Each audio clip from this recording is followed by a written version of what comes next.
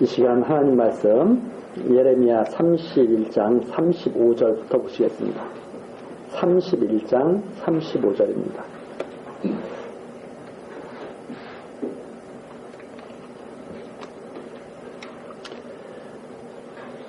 나 여호와는 해를 낮의 빛으로 주었고 달과 별들을 밤의 빛으로 규정하였고 바다를 격동시켜 그 파도로 소리치게 하나니 내 이름은 만군의 여호와라. 내가 말하노라. 이 규정이 내 앞에서 패할진대 이스라엘 자손도 내 앞에서 패함을 입어 영영이 나라가 되지 못하리라. 나 여호와가 이같이 말하노라. 위로 하늘을 측량할 수 있으며 아래로 땅의 기초를 탐지할 수 있다면 내가 이스라엘 자손의 행한 모든 일을 인하여 그들을 다 버리리라. 여호와의 말이니라. 37절까지 내용입니다. 우리가 전 시간에 31장 2절 내용서부터 살피면서 여호와께서 이제 새 언약을 세워서 이스라엘 백성들로 하여금 여호와를 알게 하시겠다. 그런데 이제 새 언약을 세워서 여호와를 알게 하시는데 옛 언약 같은 이런 율법을 통해서 여호와를 알게 하시고 그렇게 하시지 않고 이제 직접 마음에다 역사하시겠다. 직접 마음속에 기록해 주시겠다. 그러니까 택한 백성들에게는 하나님이 여호와라는 사실을 직접 마음속에다가 다 새겨주시겠다는 말입니다. 그전에는 이스라엘 백성들에게 율법을 주셔가지고 그 율법을 행하며 살면서 여호와를 기억하도록 그렇게 하나님께서 하셨는데 결국 그 율법을 받았던 이스라엘 백성들이 다 죄악에 빠져서 여호와를 알지 못하고 다 지금 망하게 생겼죠. 그런데 여호와께서는 뭐라고 말씀하시냐면 이제는 그런 법을 주지 않고 마음속에 새기는 법을 주겠다. 그래서 겉으로 이렇게 명령한 그런 돌에다 새긴 십계명판 돌에다 새겨가지고 딱 주시면서 여호와를 잊지 말라고 그렇게 하신 거잖아요. 이제는 그렇게 하시지 않고 직접 마음에다 주시기 때문에 하나님께서 택한 백성은 다 하나님을 알게 될 것이다 하는 내용이 34절까지 내용입니다. 그래서 이제 그 하나님이 마음속에다가 새겨주신 그 백성은 모든 죄를 하나님께서 그 죄라는 것이 여호와 하나님을 잃어버리고 떠나는 거였거든요. 여호와 하나님을 잊지 않고 항상 함께 할 수 있도록 그렇게 해주셔서 하나님께서 모든 죄까지도 다 기억지 않고 사해 주실 것을 34절까지 말씀하셨습니다. 이제 그리고 35절서부터 37절까지는 이렇게 세운 그 이스라엘은 끝까지 하나님이 버리지 않겠다 하시는 말씀이 37절까지 나오는 말씀입니다. 그러니까 여호와께서 해와 달과 별들을 다 만드셨는데 해보고는 낮을 비추라고 했어요. 달과 별들에게는 밤을 비추라고 하나님이 딱 명령해 놓으셨습니다. 그리고 또 35절에 나오는 것처럼 바다를 갖다가 항상 움직이게 만들어 놓으셨어요. 격동. 그래서 바다에 가게 되면 항상 파도가 치죠. 그걸 이제 하나님이 그렇게 해놓으셨다. 그렇게 만들어 놓으셨다. 그래서 파도가 칠 때 소리까지 다 나게 만드신 거예요. 그렇게 하신 분이 누구냐? 여호와시다. 만군의 여호와시다. 하나님이 그렇게 다 정해놔가지고 이렇게 움직이는 것이지 저절로 된 것이 하나도 없다는 말입니다. 근데 우리 보통 사람들은 그게 자연적으로 됐다고 해서 자연이라고 그러죠. 자연적으로 이루어졌다 그래서. 그런데 성경은 그렇게 말하지 않고 여호와께서 다 그렇게 규정해놨다. 그러면서 36절 말하죠. 만일 이 규정이 없어진다면 이스라엘도 다시 회복되지 않고 망해버리는 거죠. 그런데 하나님께서 그렇게 딱 규정을 해놓으셨기 때문에 이스라엘 역시 하나님께 돌아와서 회복된다는 말이죠. 왜? 이미 규정해 놓으셨어요, 하나님. 어떻게? 마음에다가 새겨 주실 것까지 다 규정을 해 놓으셨어요. 그렇기 때문에 하나님께서 해와 달과 별, 바다에 그런 규정을 다 만들어 놓으신 하나님이 이스라엘도 그렇게 만들어 놓으셨기 때문에 반드시 이스라엘은 끝까지 망하지 않고 돌아와서 여호와를 경외하게 될 것이다 하는 내용이죠. 그 다음에 37절 또 하나 증거를 들어주시죠. 하늘로 한번 높이 올라가서 하늘 끝이 어딘지 한번 측량해봐라. 할 수 있는가.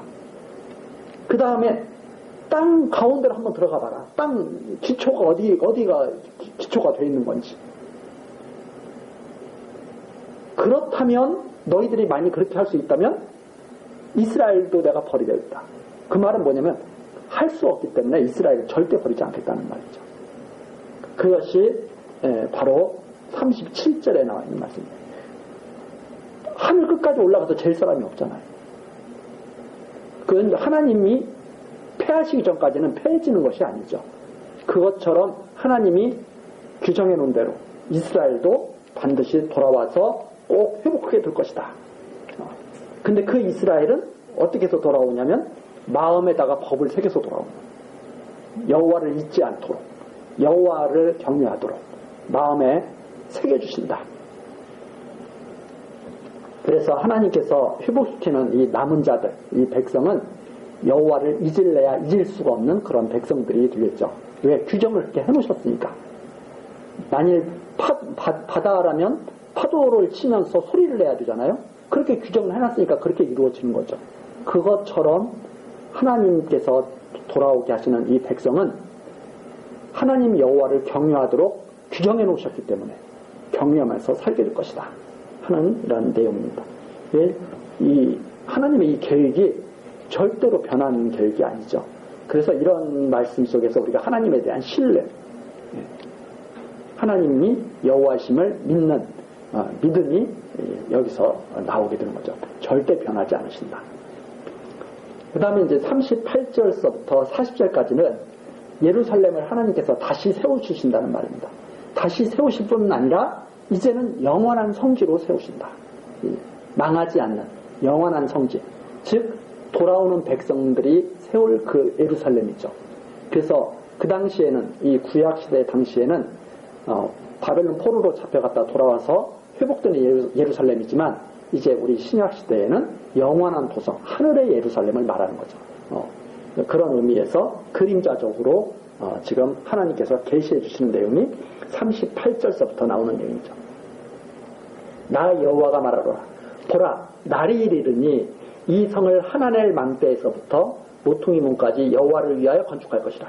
거기에서 중요한 말이 나와 있습니다. 뭐 지명 같은 것은 우리가 사실 몰라도 되죠. 알면 더 좋지만 여기에 나오는 지명들은 예루살렘을 이렇게 둘러싸고 있는 그런 지명들입니다. 예루살렘을 이루고 있는 지명들이죠.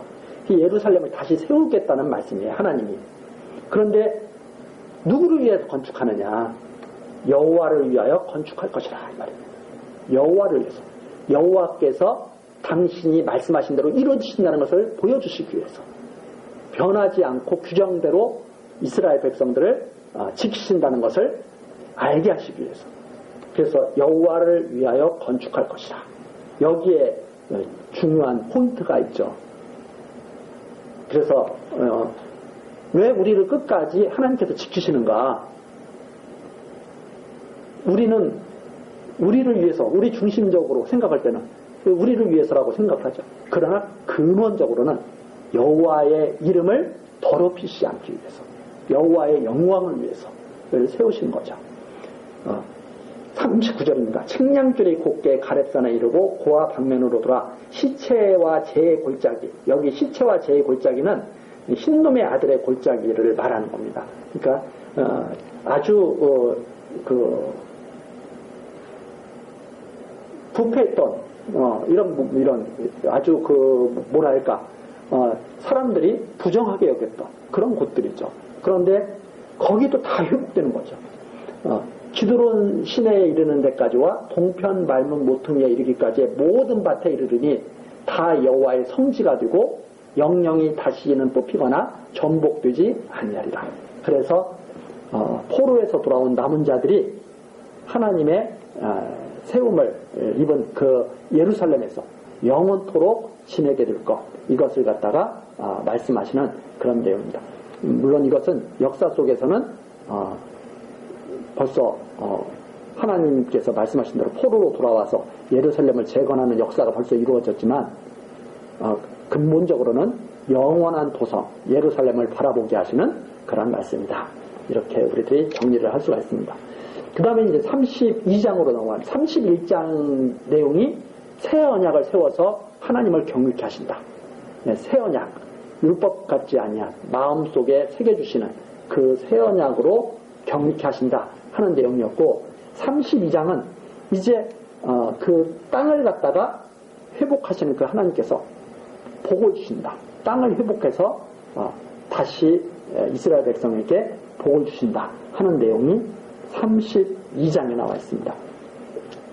32장 1절, 유다왕 시드기야의 제10년 곧 느부갓네살의 제18년에 여호와의 말씀이 예레미야에게 임하니라. 이제 이때 이제 1년 정도 있으면 예루살렘이 망할 때예요. 시드기야 제10년이 약 587년경입니다. 그러니까 586년에 예루살렘이 망하잖아요. 이제 망한 얼마 안 남은 때예요. 이제 1년 채 안 남은 바로 그때에 예레미야에게 하나님께서 또 말씀하시죠. 2절, 때에 바벨론 군대는 예루살렘을 에워싸고 선지자 예레미야는 유다 왕의 궁중에 있는 시대들에 갇혔으니 이는 그가 예언하기를 여호와의 말씀에 보라, 내가 이 성을 바벨론 왕의 손에 붙이리니 그가 취할 것이며 유다 왕 시드기야는 갈대아인의 손에서 벗어나지 못하고 반드시 바벨론 왕의 손에 붙이움 바 되리니 입이 입을 대하여 말하고 눈이 서로 볼 것이며 그가 시드기야를 바벨론으로 끌어가리니 시드기야가 나의 권고할 때까지 거기 있으리라. 나 여호와가 말하노라. 너희는 너희가 갈대아인과 싸울지라도 승리치 못하리라 하셨다 하였더니 유다왕 시드기야가 가로되 내가 어찌 이같이 예언하였느냐 하고 그를 가두었습니다. 예루살렘이 함락되기 바로 전에 뭐 한 1년 정도 남겨놓고 예레미야가 드디어 감옥에 가는 거죠. 왜 감옥에 가냐면 하나님 말씀이 임해서 하나님 말씀대로 선포한 거예요. 그 말씀이 뭐냐면 시드기야는 바벨론 왕에게 끌려갈 거다. 직접 끌려갈 거다. 바벨론 왕 앞에 가서 여기에 5절 마지막 부분에 나오죠. 입이 입을 대하여 말하고 눈이 서로 볼 것이며 맞대면 해가지고 끌려가 항복한다 이 말입니다. 완전히 간접적으로 뭐 항복하는 게 아니라 직접 앞에 나가서 항복하게 되고 끌려가게 되는데, 바벨론은 지금 예루살렘을 함락시키려고 포위하고 있는 거예요. 그러면 어떻게 해야 되냐면, 보통은 어떻게 해야 되냐면 모든 사람들이 힘을 모아가지고 바벨론이 예루살렘을 정복하지 못하도록 애를 써야 되죠. 근데 예레미야가 딱 그런 거예요. 하나님 말씀이 그러니까 예레미야가 끝났어. 시드기야는 바벨론에 끌려갈 거고 우리가 아무리 바벨론하고 싸우려고 해봤자 우리는 지게 돼 있어. 그게 하나님이 정하신 뜻이야. 이렇게 딱 말을 하니까 그걸 그대로 둘 수가 없잖아요. 시드기야 입장에서는. 시드기야가 너 같은 사람이 있으니까 우리나라가 이렇게 힘든 거야 하면서 끌고 가서 가둬버린 거죠. 시드기야도 사실 하나님이 없다 그러면 시드기야가 더 맞죠. 하나님이 없다 그러면. 그런데 문제는 그게 하나님이 정해놓으신 일이라는 거예요. 그게 하나님이 정해놓으신 일이라고 예레미야가 말할 수밖에 없죠. 여호와께서 그렇게 나타나셔서 말씀하시니까.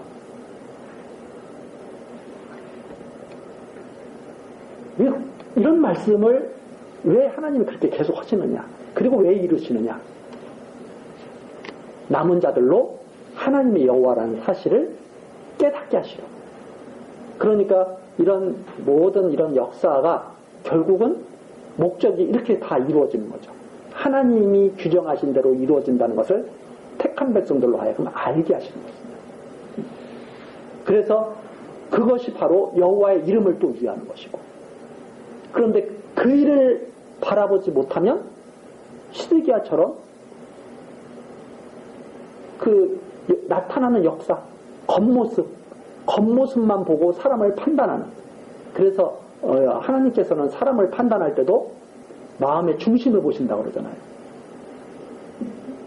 우리 사람들은 사람을 그래서 제대로 판단할 수가 사실 없죠. 왜냐하면 겉모습을 볼 수밖에 없으니까, 사람들은. 그렇지 않습니까? 역사도 마찬가지예요. 하나님을 모르면 겉 나타나는 모습만 봐요.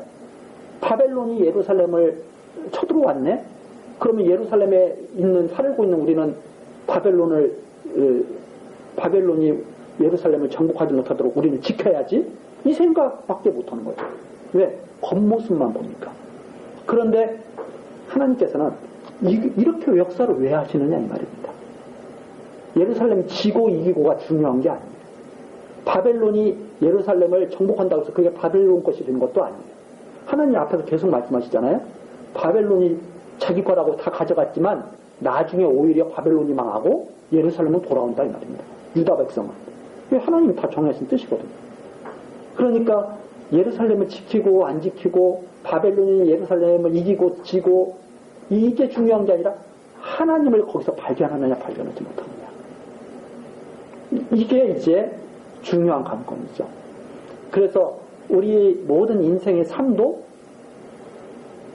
하나님을 아느냐 모르느냐, 하나님을 깨닫느냐 못 깨닫느냐, 거기서 결정이 나는 거죠.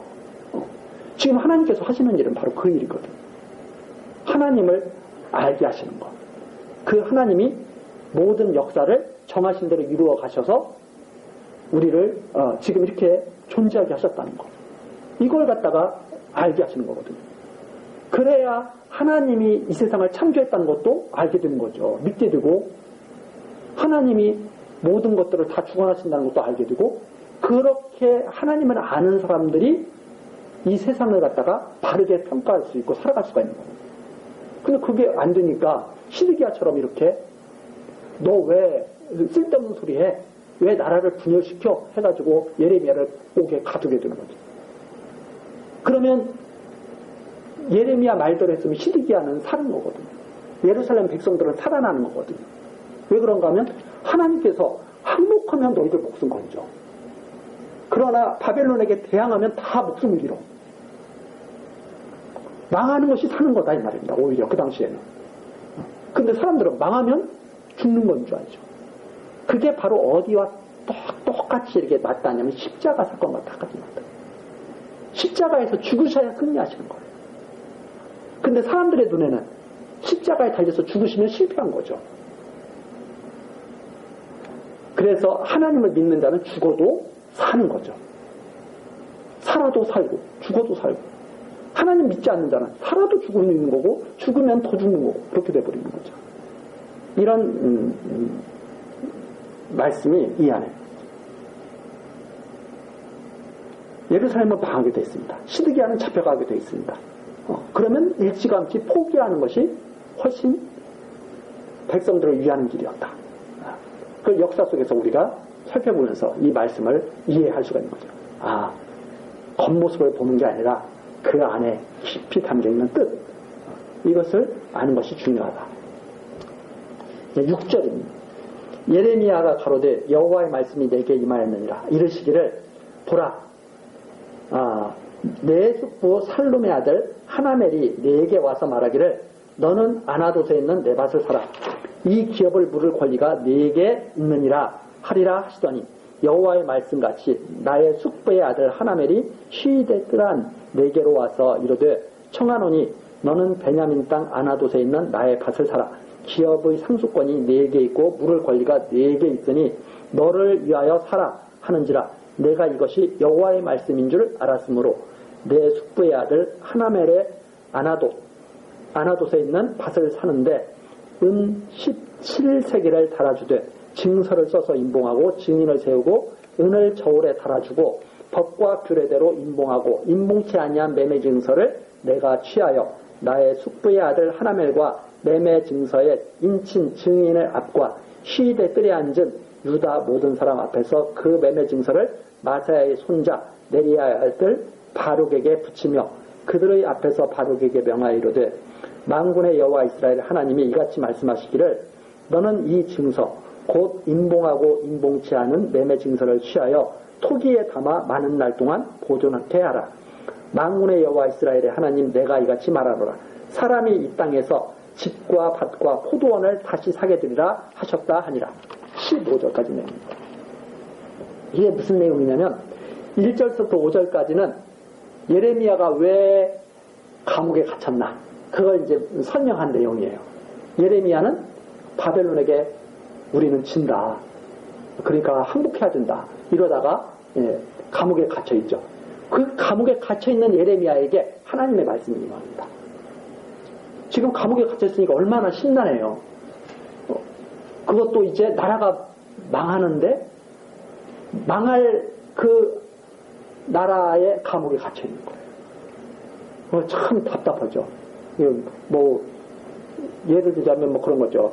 6.25 전쟁이 바로 나는데 감옥에 갇혀있는 사람들 얼마나 답답하겠어. 도망가지도 못하고. 그렇죠? 이제 그런 상황인 것 같이 방불한 거죠. 그런데 하나님 말씀이 예레미야에게 딱 임해가지고 감옥에 갇혀있는데 너 숙부의 아들이 조카가 와가지고 너한테 땅 사라고 할 거야. 그 땅 사라고 하는 게 뭐냐면 이스라엘 백성들 그 율법에 그렇게 되어 있거든요.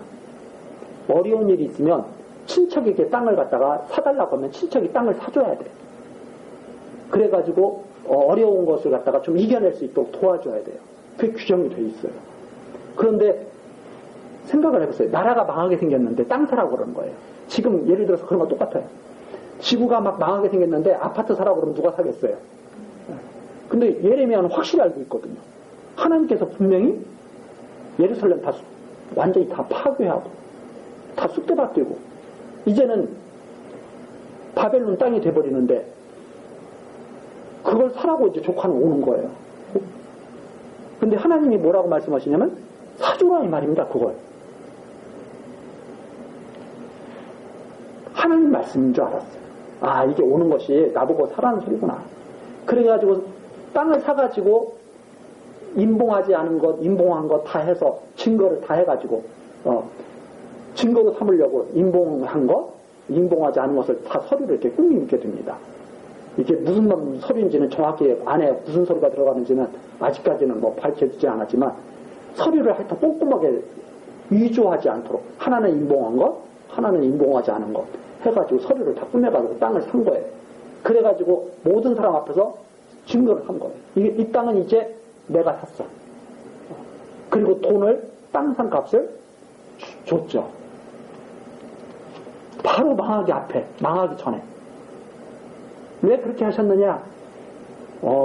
하나님께서 하시는 말씀이죠. 이 땅을 너에게 사라고 한 것은 이 땅이 영원히 바벨론 것이 아니라는 걸 알게 하려고. 이 땅 사서 하면은 바벨론이 가져가면 매매 증서는 아무 효용이 없잖아요. 근데 그것이 아니라 이 매매 증서가 효력을 가지게 된다 이 말입니다. 그래서 그걸 선지자 보고 보여주라는 거예요. 선지자 보고. 선지자가 매매 증서를 사가지고 나중에 그 땅을 뭐 다시 차지한다 이런 의미를 보기보다는 선지자가 그것을 봐가지고 사람들에게 이 땅이 영원히 바벨론 것이 아니라 다시 너희들에게 돌아오는 땅이라고 하는 것을 보여주는 하나님의 말씀이었다 하는 거죠. 그러면서 소망을 갖게 하신 거죠. 야, 저 예레미야 선지자가 저 땅을 사는 것을 보니까 영원히 바벨론 땅이 되는 게 아니라 다시 회복되겠구나. 이런 소망. 망하기에 앞서서. 그렇죠? 아직 망하기도 전인데 망하기에 앞서서 벌써 망할 것도 받아들이게 하시는 거죠. 망할 것도 받아들이게 하시는 거예요.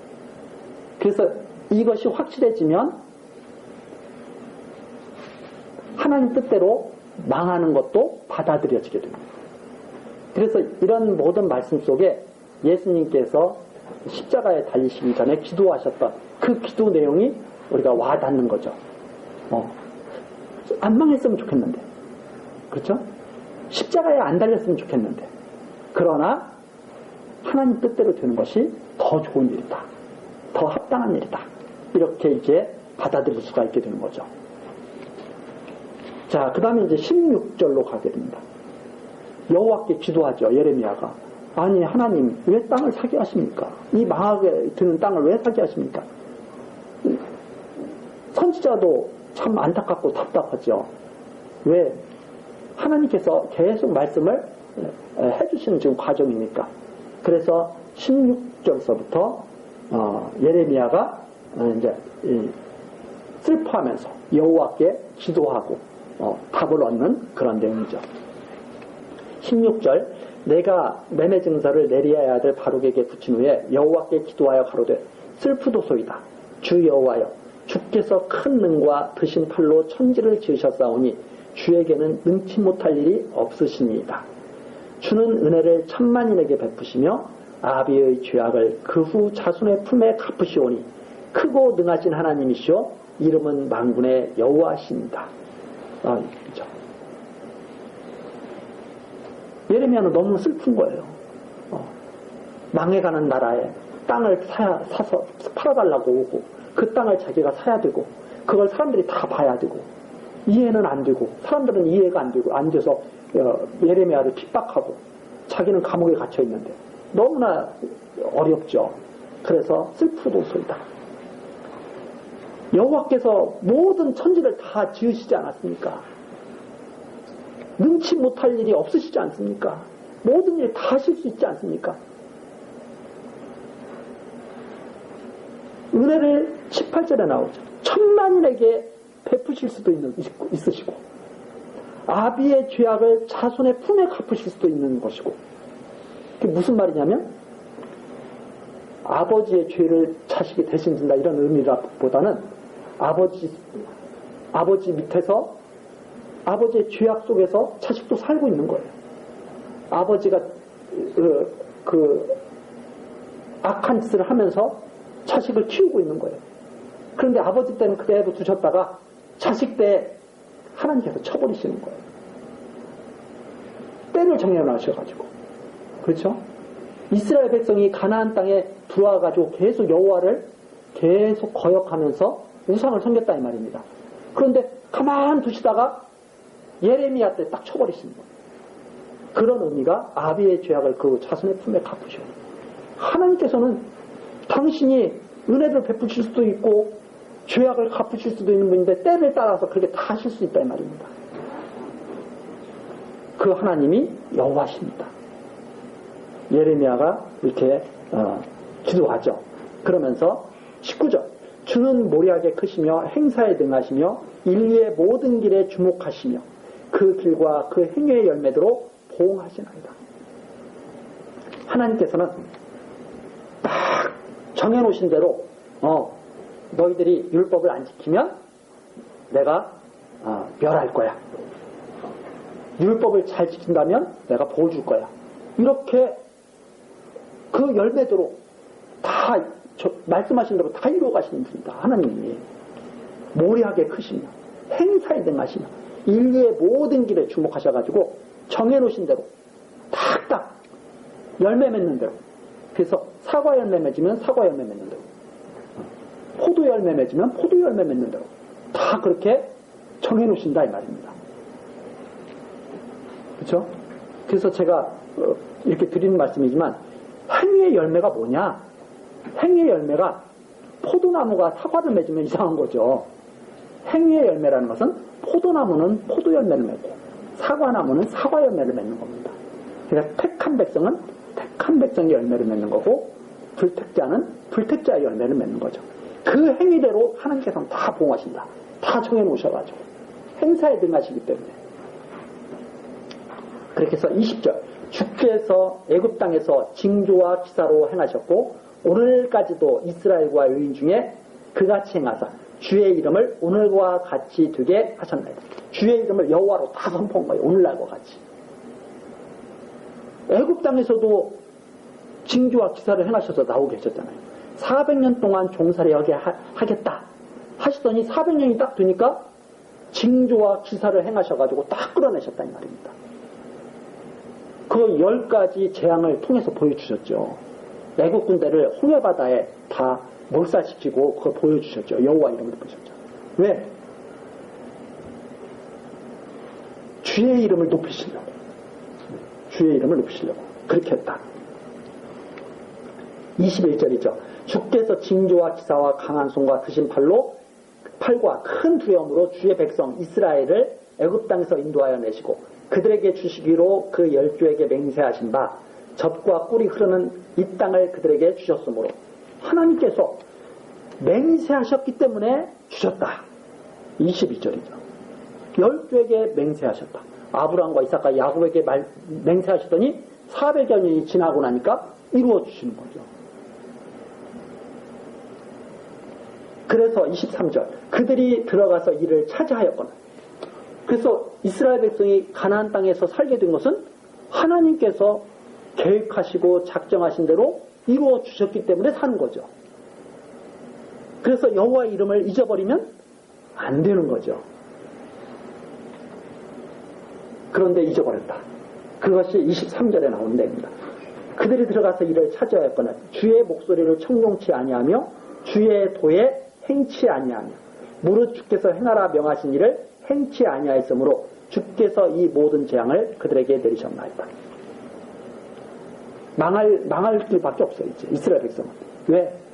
하나님께서 주신 말씀대로 율법을 주셨는데 율법 아래에서 죄악만 다 드러났거든요. 죄악만 다 드러났으니까 하나님께서는 말씀하신 대로 재앙을 내리시죠. 여호와이심을 그들에게 알게 하시려고 선포하시려고. 그래서 너무나 슬픈 일이죠. 이런 일을 당한다고 하는 것은.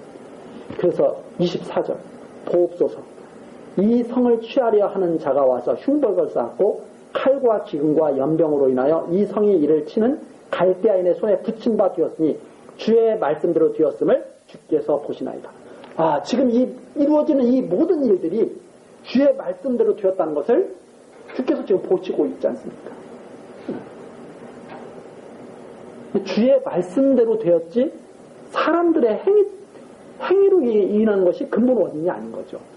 주의 말씀대로 이루어진 거죠. 그래서 우리가 항상 봤을 때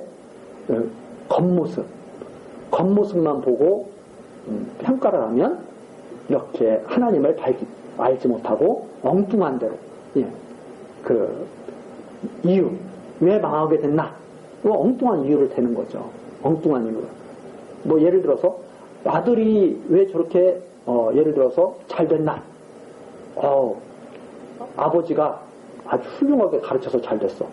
알고 보니까 아버지가 일찌감치 돌아가셨어요. 근데 아들이 잘 된 거야. 그 사실을 알면 아버지 때문에 잘 됐다 이 말을 함부로 하기가 어렵잖아요. 그렇죠? 아버지는 아무런 어린아이 때 돌아가셨어. 그럼 아버지는 영향을 못 받은 거죠. 그런데도 잘 되는 사람이 아들이 있는가 하면 어떤 아들은 아버지가 그렇게 도와주고 잘하게 하려고 애를 썼는데도 안 되는 또 아들이 있다는 말입니다. 그러니까 아버지 때문에 아들이 잘 됐다 못됐다 이렇게 말하는 것은 사실은 정확한 분석이라고 보기는 어려울 수 있죠. 또 왜 이렇게 아들이 술을 잘 마시냐? 아버지가 술을 잘 마셔서 아들도 술을 잘 마셔? 그렇게 말하는 사람도 있죠. 그러나 어떤 사람은 아버지가 술을 너무나 많이 마셔가지고 아들이 징글징글해가지고 술을 또 전혀 안 마시는 아들도 있거든요. 물론 영향을 많이 받을 수도 있습니다. 그러나 영향을 받지 오히려 반대의 영향을 받을 수도 있죠. 그래서 원인과 결과를 갖다가 겉모습만 보고 그렇게 하는 것은 너무나 근시안적인 거예요. 사실은. 그렇죠? 무엇 때문에 내가 이렇게 됐다. 사람들이 이렇게 말해. 너 때문에 내가 지금 이렇게 된 거야? 우리 그런 말 잘하잖아요. 그건 겉모습만 봤을 때 그렇죠. 너가 아니더라도 내가 이렇게 될 수도 있는 거죠. 너가 아니었으면 내가 더 나빠질 수도 있는 거죠. 그런데 사람들은 항상 그런 식으로 평가를 쉽게 해버리죠. 너 때문에 내가 지금 이 모양으로 살고 있는 거야. 내가 너 때문에 지금 화가 난 거야. 그 사람 때문에 화가 났을 수도 있지만 자기가 안에 내면이 성숙하지 못해서 화가 날 수도 있는 거죠. 그렇잖아요? 어떤 사람은 똑같은 일을 당했는데도 화를 안 내고 그냥 넘어가는 사람도 있거든요. 근데 어떤 사람은 조그만 일인데도 막 화를 막 내는 경우도 있거든요. 꼭 그 사람 때문에 화가 나는 게 아니라 자기 내면에 문제가 있을 수 있는 건데 사람들은 항상 제가 그래서 그랬어요. 이렇게 말을 하죠. 그래서 제가 왜 이런 말씀 드리냐면 자꾸 사람들은 하나님을 모르면 이유와 결과를 잘못 설명하고 남한테 핑계만 대고 자기는 항상 옳은 사람이고 이렇게 이제 말을 하게 되죠. 그러나 하나님을 알고 점점 성숙해 갈수록 자꾸 자기를 돌아보면서 하나님 앞에서의 삶을 생각하게 되죠. 그리고 진짜 원인과 결과를 생각하게 되죠. 하나님께서 주의 말씀대로 되게 했다. 그걸 주께서 보시나이다. 이게 24절 마지막에 나와 있는 말씀입니다. 여호와여, 주께서 내게 은으로 밭을 사며 증인을 세우라 하셨으나 이 성은 갈대아인의 손에 붙임 바 되었나. 그런데 하나님, 이 바벨론에 의해서 망하게 될 이 땅을 저보고 사라니요. 이게 무슨 말씀입니까? 저 이해도 되지 않고 정말 슬픕니다. 이런 의미입니다. 한마디로 말해서. 주의 말씀대로 망하기도 했는데 밭을 사가지고 증인을 세우라니요. 그 증인들이 뭐라고 하겠습니까? 아이고 저 밭다는 거, 저 예레미야 밭다는 저 어리석은 사람. 나중에 망했을 때 예레미야는 참 어리석구나. 이렇게 말할 거 아니에요. 안 됐다 예레미야. 왜? 산지 조금 있으면 밭산지 조금 있으면 다 바벨론에게 뺏겨버리는데 사람들이 비웃을 거 아닙니까? 얼마나 안타까워요. 근데 예레미야는 망할 거 알면서도 사야 되거든요. 이게 선지자의 슬픈 마음이죠. 하나님, 사람들이 증인 쓴 사람들이 뭐라고 하겠습니까? 저 하나님을 안다고 하는 저 사람이 망하는 땅을 샀어. 하나님 말씀을 직접 받아가지고 전한다는 사람이 저 어리석은 일을 했어. 슬픈 일 아니에요? 그렇게 비웃음 받고 그럴 텐데. 하나님의 답변이 26절부터 나오죠. 때에 여호와의 말씀이 예레미야에게 임하여 이르시되 나는 여호와요 모든 육체의 하나님이라. 내게 능치 못할 일이 있겠느냐. 하나님이 그러죠. 야 예레미야야, 나는 모든 사람을 다 다스리는 하나님이야.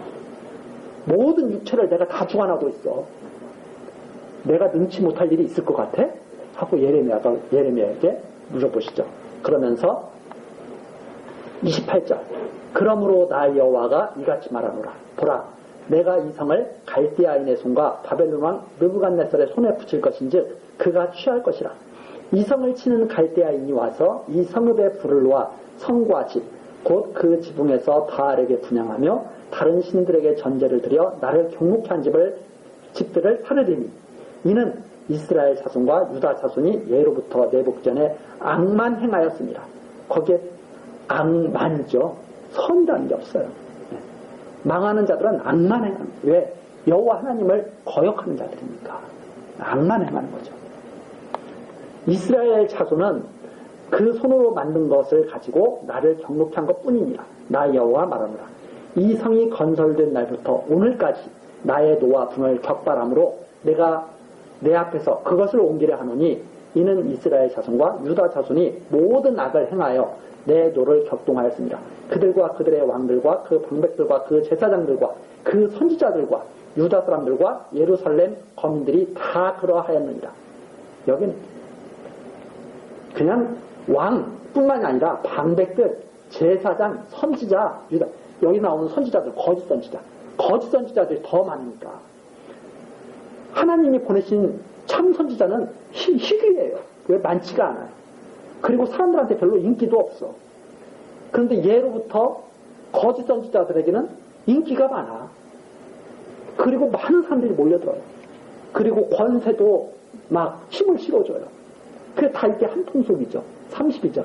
왕, 방백, 제사장, 선지자, 유다 사람들, 예루살렘 거민들이 다 그러합니다. 그래서 하나님이 내가 이제 그 꼴 더 이상 보기 싫어가지고 내가 다 쓸어버리려고 해. 이렇게 예레미야에게 말씀하신 거죠. 봐라, 내가 다 알고 있다. 다 다 악한 일만 하지 않느냐. 다 쓸어버리려고 그런다. 그래서 내가 나서지 않으면 이걸 어떻게 해결할 수 있느냐. 예레미야에게 하나님이 하시는 말씀이죠. 이 죄악을 누가 청산할 수 있느냐. 인간들이 서로 개혁해가지고 죄악을 청산한다? 하나님께서 웃으시는 거죠.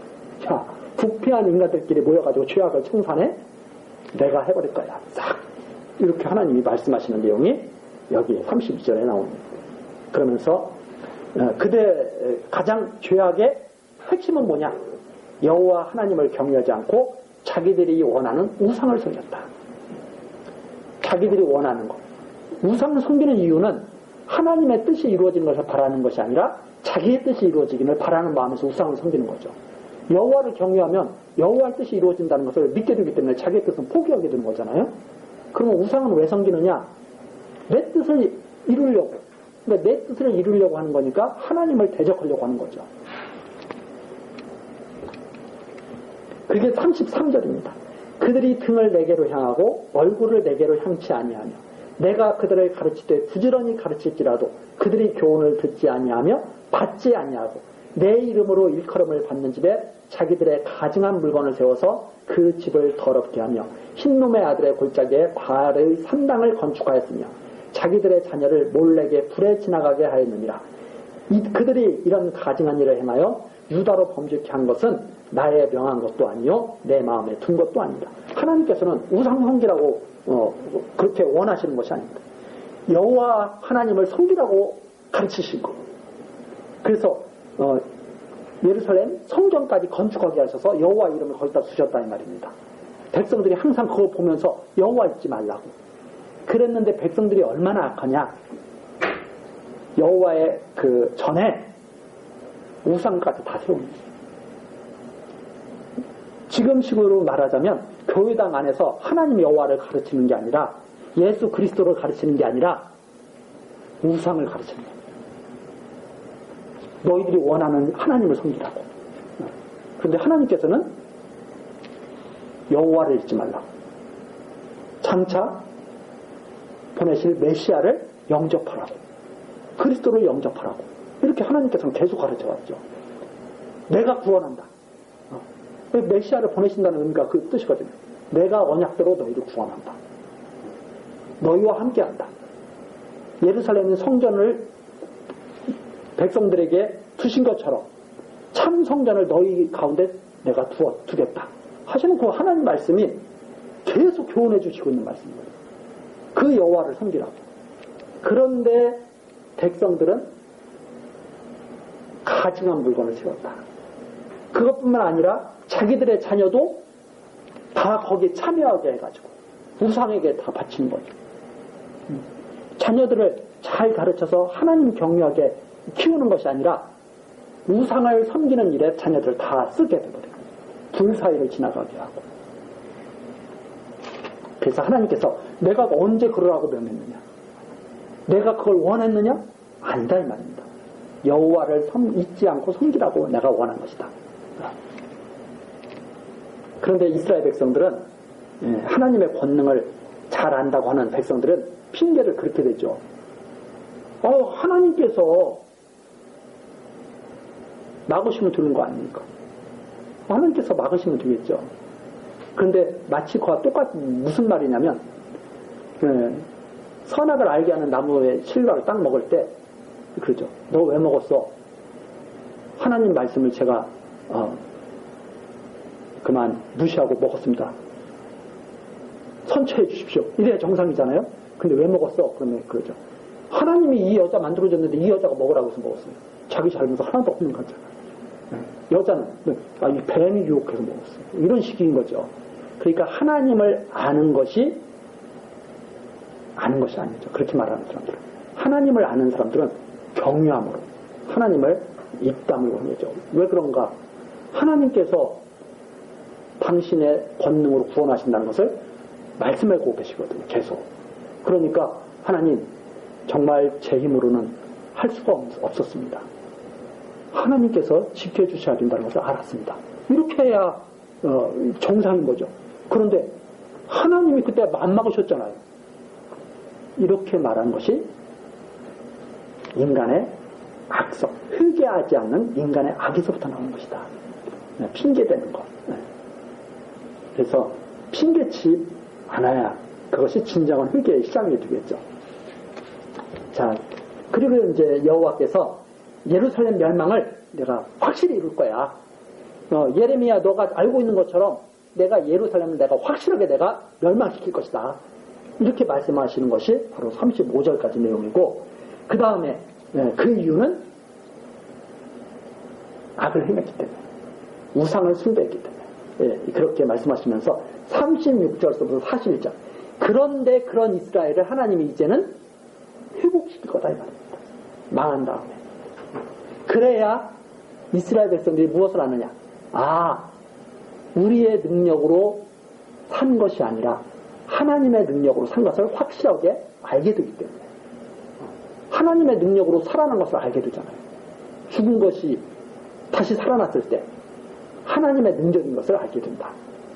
그런 것이 이제 36절부터 나옵니다. 그러나 여기 36절에 이제 반전이 이루어지는 거죠. 예레미야가 그랬잖아요. 하나님 슬픕니다. 증인들 앞에서 땅을 사라고 해서 제가 땅을 샀는데 망할 거 아닙니까?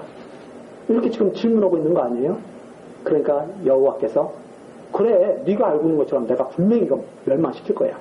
그러나 여기서부터 예레미야가 왜 땅을 사야 되는지, 그리고 나중에 예레미야가 땅 산 것을 보고 백성들이 얼마나 그것이 귀한 하나님의 말씀이었는지를 알게 된다는 거죠. 그러나 36절, 이스라엘의 하나님 나 여호와가 너희에 말하는 바 칼과 기근과 연병으로 인하여 바벨론 왕의 손에 붙인 바 되었다 하는 이 성에 대하여 이같이 말하노라. 보라, 내가 노와 분과 큰 분으로 그들을 쫓아보내었던 모든 지방에서 그들을 모아내어 이곳으로 다시 인도하여 안전히 거하게 할 것이다. 하나님께서 내가 너희들 쫓아냈지? 다시 돌아오게 할 거야. 그러면 그들이 행위로 말미암지 않고 하나님의 은혜로 산다고 하는 것을 그들은 알게 되겠죠. 그 백성들, 그게 38절입니다. 그들은 내 백성이 되겠고, 이제 우리의 행위로는 하나님 앞에 나아갈 것이 아무것도 없는데 하나님께서 부르셨기 때문에 나간다고 하는 것을 아는 그 백성, 그들은 내 백성이 되겠고 나는 그들의 하나님이 될 것이며, 내가 그들에게 한 마음과 한 도를 주어 자기들과 자기 후손의 복을 위하여 항상 나를 경외하게 하고, 그들에게 똑같은 마음을 줘요. 하나님께서 부르시는 그 백성들에게 똑같은 한 마음, 한 도, 하나님을 아는 한 가지 도, 오직 그 길밖에 없어요. 그래서 예수님은 그렇게 말씀하시죠. 나로 말미암지 않고는 아버지께로 올 자가 없느니라. 그게 한 도예요. 한 도. 누구나 그 도에 행하게 되는 거죠. 한 마음과 한 도. 그래서 자기들의 후손을 위해서 그 하나님을 항상 경외할 것이다. 이것이 정말 후손을 위한 길이죠. 그러면서 40절, 내가 그들에게 복을 주기 위하여 그들을 떠나지 아니하리라 하는 영영한 언약을 그들에게 세우고, 이제 이 돌아온 백성에게는 하나님이 복을 주실 건데 그 복을 주시기 위해서 영영이 떠나죠. 앞에 마음에 심어주신다고 했잖아요. 그런 것처럼 영영한 언약을 그들에게 세우고 나를 경외함을 그들의 마음에 두어 나를 떠나지 않게 하고, 마음속에다 하나님 경외하는 마음을 계속 심어주신다 이 말입니다. 그러니까 떠날래야 떠날 수가 없어요. 마음이 계속 하나님을 바라보고 부르짖는데, 그래서 하나님이 부르신 자는 절대 떠날 수가 없다, 이렇게 말할 수가 있는 거죠. 여호와를 아는 지식을 막 주고 한 도로 행하게 하고 마음속에 경외하는 마음을 두어가지고 떠나지 않게 하고, 왜? 복을 주시려고 그런다. 그러면서 41절, 내가 기쁨으로 그들에게 복을 주되 정령이 나의 마음과 정신을 다하여 그들을 이 땅에 심으려. 하나님께서 정말 모든 권능을 다 모으셔가지고, 인간적인 그런 표현이죠. 하나님께서 말씀하시면 다 이루어지는데 얼마나 정성된 마음으로 이스라엘 백성을 불러서 심으시는지 몰라요. 그래서 한 마리 양도 잃어버리지 아니하신다 하는 말씀과 방불한 말씀이죠. 아주 정성을 다해서 다 불러내신다. 42절 나 여호와가 이같이 말하노라. 내가 이 백성에게 이 큰 재앙을 내린 것 같이 하나님께서 계속 무슨 말씀하시냐면 재앙도 누가 내리셔요? 하나님이 내리셔요. 재앙도. 그런데 이 재앙을 당하고 난 다음에는 슬픈 일이 있어요? 기쁜 일이 있어요? 기쁜 일이 있어요. 그러면 하나님이 바벨론에게 망하게 하는 이스라엘이 당장은 슬퍼 보이지만 회복된 다음에는 그 기쁨이 엄청나죠. 왜? 그걸 통해서 여호와를 경외하는 마음을 갖게 됐으니까. 그렇죠. 그래서 여기에 나오죠. 나 여호와가 이같이 말하라. 내가 이 백성에게 이 큰 재앙을 내린 것 같이 허락한 모든 복을 그들에게 내리라. 그래서 하나님께서는 재앙도 내리시기도 하지만 복도 주십니다. 그래서 욥이 뭐라고 그래요? 망했을 때 주신 자도 하나님이시오 취하신 자도 하나님이시다. 이렇게 딱 믿는 거죠. 그래서 43절입니다. 너희가 말하기를 황폐하여 사람이나 짐승이 없으며 갈대아의 손에 붙임바 되었다 하는 이 땅에서 사람들이 밭을 사되 여기는 끝났어. 여기는 이제 끝이야. 이런 땅이 다시 살아나가지고 서로 밭을 주고 사고 팔고 하는 그때가 왔다는 말이죠. 사되 44절 베냐민 땅과 예루살렘 사방과 유다 성읍들과 산지의 성읍들과 평지의 성읍들과 남방의 성읍들에 있는 밭을 은으로 사고 증서를 기록하여 임봉하고 증인을 세우리니 이는 내가 그들의 포로로 돌아오게 함이니라. 여호와의 말이다. 그래서 내가 너에게 땅을 사라고 한 거야. 이렇게 대답했죠. 예레미야에게. 그러니까 나중에 회복됐을 때 남은 자들이 남아서 하나님께서 돌아오게 하신 자들이 다 예레미야가 땅 산 것을 기뻐하겠어요? 비웃겠어요? 기뻐하죠. 하나님 말씀대로 이루어졌다는 사실을 깨닫고 그래서 여호와를 경외하는 마음을 그들에게 주시기 위해서 이렇게 땅을 사게 하신 것이다. 그래서 32장 내용은 결국 뭐냐면 땅을 회복하시고 복을 주시겠다고 합니다. 당장은 망하는 것 같지만 그렇죠? 그래서 이것이 바로 그리스도로 인해서 완전히 이루어질 복을 암시하고 있는 내용입니다. 그러니까 모형적으로 보여줍니다. 그리스도께서 죽으실 때는 제자들이 다 도망가고 하죠. 그러나 그리스도께서 부활하셔서 제자들을 다 다시 불러 모으시잖아요. 예수님께서 십자가에 다니실 때 그렇게 같이 있었던 제자들이 뿔뿔이 다 흩어져버리는 거예요.